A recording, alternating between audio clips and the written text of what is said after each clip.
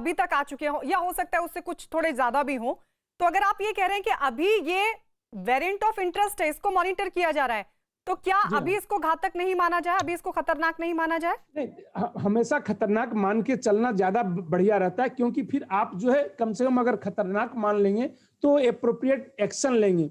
अगर आप खतरनाक नहीं मानेंगे और कल कहीं खतरनाक हो गया तो ज्यादा आपको नुकसान पहुंचा देगा। कल अगर खतरनाक नहीं होता है उतना तो ठीक है, हमने ज्यादा एहतियात बरता, इसलिए जो है खतरनाक मान के ही हमें सारे इन्वेस्टिगेशन करने चाहिए। ये मानते हुए हमें करना चाहिए कि हाँ, ये वायरस बहुत ही खतरनाक होगा। कल ये हो जाता है कि नहीं, जो डेल्टा से भी डेल्टा प्लस जो है उससे कम इन्फेक्टिविटी है उसकी, या उसकी जो है सीवियरिटी जो है उससे कम कर रहा है, वो एक अलग इशू हो गया। बट जब भी वेरिएंट ऑफ इंटरेस्ट हमें आता है तो हमें उसको खतरनाक मान के ही हमेशा इन्वेस्टिगेट करना चाहिए, क्योंकि अगर हमने लेट कर दी उसमें ये पता करने में कि वेरिएंट ऑफ कंसर्न है, और अगर वेरिएंट ऑफ कंसर्न था तो शायद जो है लेट होने पे जो है हम डैमेज हो चुका होगा और फिर हम वही फायर फाइटिंग करते रहेंगे। सो फायर फाइटिंग की ये ना हो, स्थिति ना है, इसलिए जो है हमें जब भी कोई वेरिएंट ऑफ इंटरेस्ट आता है उसको जो है बिल्कुल ये कहूं मैं कि युद्ध स्तर पे जो है उसका हमें मॉनिटरिंग करना चाहिए कि ये कितना डैमेज कर सकता है, और जो भी वर्स्ट पॉसिबल हो वह हमें सोच के जो है इन्वेस्टिगेशन करना चाहिए। सर, तो अब जरा ये समझाइए कि कोविड एप्रोप्रिएट बिहेवियर जो नहीं हो रहा है वो बड़ी वजह बनेगी तीसरी लहर के लिए, या फिर डेल्टा प्लस? एविडेंस नहीं है कितना खतरनाक होगा कितना नहीं होगा, लेकिन इन दोनों में से क्या वजह होगी तीसरी लहर की? देखिए, कोविड एप्रोप्रिएट बिहेवियर हमेशा जो है बहुत इंपॉर्टेंट रोल प्ले करता है, इसमें कोई शक नहीं है, और वही हमारे हाथ में है। वायरस किस स्ट्रेन कौन सा आएगा वो हमारे हाथ में नहीं है, वो वायरस अपना रूप बदलता रहेगा। आरएनए वायरस है, जितनी बार म्यूटेट होगा उसके अंदर एरर होते रहेंगे, एरर होंगे, उसी को म्यूटेशन कहते हैं। सारे म्यूटेशन से हमें मतलब नहीं होता, कुछ म्यूटेशन वायरस के लिए हानिकारक होते हैं जो वायरस को ही खत्म कर देते हैं, बट कुछ म्यूटेशन हमारे लिए हानिकारक हो जाते हैं, हमें उनसे मतलब रहता है। जो वेरिएंट ऑफ कंसर्न की हम बात करते हैं तो उस पे हमारा कोई कंट्रोल नहीं है। हमारा कंट्रोल जो है सिर्फ इस पे है कि हम अपना जो है कोविड एप्रोप्रिएट बिहेवियर रखें। जो अभी सर्ज था उसमें कोविड एप्रोप्रिएट बिहेवियर से ज्यादा जो है अगर आप एनालाइज करें तो रोल था वेरिएंट का। सितंबर तक देखिए 1 लाख तक केसेस हमारे डेली बढ़ते गए थे। मार्च में हमने लॉकडाउन लगा था 2020 में 25 मार्च को, और वो बढ़ते गए थे, बट उसके बाद ग्रेजुअल डिक्लाइन था।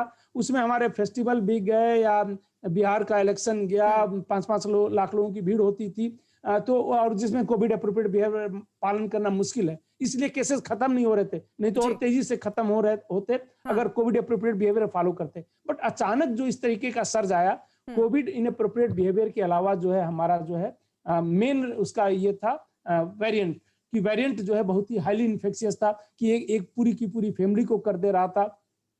इविडेंसेस अगर कुछ जगह की हम बात करें, दिल्ली, मुंबई, इन सब जगहों पे मेट्रो में फिर भी कोविड एप्रोप्रिएट बिहेवियर लोग थोड़ा फॉलो करते थे। अब बाकी जगह अगर आप चले जाइए, यूपी और बिहार के, चूंकि हम लोगों ने काफी डिस्ट्रिक्ट गए थे, हम लोगों ने ये देखा कि रियली उसको जो है ऑलमोस्ट 0% के आसपास मास्क लोगों का पहनना, और ये था हम जब कहते थे तो लोग कहते थे कि आप लोग टेरर मत फैलाइए, ये लोगों का जवाब होता था कि अननेसेसरली आके आप लोग यहाँ पे टेरर फैला रहे हैं। तो इस टाइप के कमेंट्स कहने को मिलते थे। तो उसके बाद भी वह एक लेवल पे इन्फेक्शन हो रहा था और मेंटेन था, बट जिस तरीके का हाईली इन्फेक्शियस वेरिएंट आया वह जो है, और आप वैसे ही कर रहे हैं, आप कोविड एप्रोप्रिएट बिहेवियर नहीं अपना रहे हैं, थोड़ा सा अगर बहुत हाईली इन्फेक्शियस नहीं है तो चल रहा है उस लेवल पे, लेकिन अगर अचानक आ गया और आपका बिहेवियर वही रहा तो फिर वही होगा जैसे हुआ। भी दूसरी वेव में हुआ। कोविड एप्रोप्रिएट बिहेवियर को तो हमें इंपॉर्टेंस देनी ही पड़ेगी, हमेशा उसको फॉलो करना पड़ेगा, वही हमारे हाथ में, और तो करते ही रहना पड़ेगा। सर, क्योंकि आप वैक्सीन के इंचार्ज भी है, वैक्सीन ट्रायल के इंचार्ज भी, वैक्सीन को लेकर डेल्टा प्लस अगर आता है और अगर उससे ज्यादा केसेस आते हैं सामने, तो क्या जो वैक्सीन अवेलेबल है उसका कितना असर होगा, उस पर भी सर हम आपसे समझेंगे। हमारे साथ पंचकुला अल्केमिस्ट हॉस्पिटल के क्रिटिकल केयर डिपार्टमेंट के हेड डॉक्टर अचिंत नारंग भी हमारे साथ है। अचिंत नारंग, आपको क्या लगता है आखिर क्यों ये कहा जा रहा है कि थर्ड वेव, क्योंकि एम्स के निदेशक की तरफ से ये कहा गया, डॉक्टर गुलेरिया कह रहे हैं कि 6 से 8 हफ्तों में तीसरी वेव आ सकती है। कई एक्सपर्ट्स मान रहे हैं कि बहुत जल्द थर्ड वेव का भी सामना करना पड़ेगा। देखिए, लोग बाहर निकल चुके हैं हम्म। और जैसा कि हम सब जानते हैं कि कोविड एप्रोप्रिएट बिहेवियर की फॉलोइंग कुछ दिन तो हमें याद रहती है जब तक पिछली वेव का डर हमारे मन में बना होता है। हम्म। उसके बाद जैसे-जैसे धीरे-धीरे रूटीन में सब बाजार खुल रहे हैं, दुकानें खुल रही हैं, रु जनजीवन सामान्य तौर पे जब चलने लगेगा, धीरे-धीरे लोग इसको भूलने लगते हैं। लेकिन तभी समय होता है जब वायरस जो है रेप्लिकेट ज़्यादा करने लगता है। वायरस मूव नहीं करता है, हम लोग मूव करते हैं एक जगह से दूसरी जगह और हमारे साथ वायरस मूव करता है और इसी तरह वो रेप्लिकेट करता रहता है। जितना हम मूवमेंट बढ़ाते हैं, उतना रेप्लिकेशन बढ़ जाता है।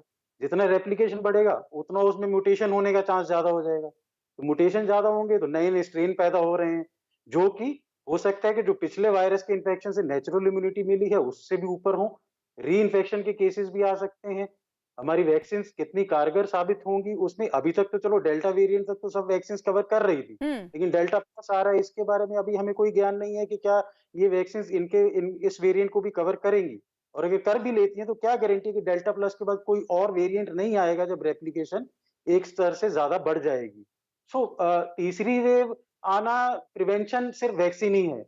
वैक्सीन की रफ्तार जो है वो थोड़ी तेज और करनी होगी। अभी हम्म। तक लगभग अगर हम भारत में देखें तो 27 करोड़ के लगभग लोगों को हम वैक्सीनेट कर पाए हैं और जितना बड़ा हमारा देश है कम से कम वैक्सीनेशन हमें चाहिए होगी 50-60 करोड़ लोगों की, जिससे कि हम रेप्लिकेशन को स्लो कर पाएं। अब वो कितनी जल्दी हम उस लेवल को अचीव करेंगे ये समय बताएगा। जी। अभी तक 155 दिन लगे हैं 27 करोड़ लोगों को वैक्सीनेट करने में। हम्म। अगर इसी स्पीड से देखेंगे तो 6 महीने और चाहिए हमें 27 को दुगना करने में, यानी 50 से 60 करोड़ लोगों को वैक्सीनेट करने के लिए। तो तब तक तो थर्ड वेव आ ही जाएगी उससे पहले तो, क्योंकि ये स्तर काफ़ी नहीं होगा वैक्सिनेटेड लोगों का कि वायरस की रेप्लिकेशन को स्लो कर सकेंगे। इसलिए थर्ड वेव समय क्या रहेगा, कब आएगी, वो काफ़ी हद तक हमारे कोविड एप्रोप्रिएट बिहेवियर और पब्लिक के रिस्पॉन्स पे भी डिपेंड करेगा। अभी जैसा ही खुला है, हमने देखा है पर्यटन स्थलों पर भी लोग एकदम से जाने लग गए हैं, सब कुछ एकदम से जनजीवन जो है पहले की तरह अस्त-व्यस्त होने लगा है। रेप्लिकेशन तो बढ़ेगा ही बढ़ेगा इसमें। हम्म। तो इसमें अब कहना मुश्किल है कि वायरस के रेप्लिकेशन में कितने म्यूटेंट वेरिएंट और इसमें से निकल के आएँगे। हम्म। अब यूके में ऑलरेडी आप अगर देखेंगे तो वहाँ पे केसेस ऑन द राइज़ हैं। कैंट एरिया में और आस-पास सब जगह पे हम्म। वेरिएंट स्ट्रेन्स ही पाए जा रहे हैं। और इंडिया में भी आपने भी बोला कि 7-8 केसेस ऑलरेडी आ जी। चुके हैं। ये 7-8 केसेस कुछ सैंपल पॉपुलेशन में से लिए गए हैं। We do hmm. Not know the actual level hmm. कि एक्चुअल, क्योंकि अभी नेशनल इंस्टीट्यूट ऑफ वायरोलॉजी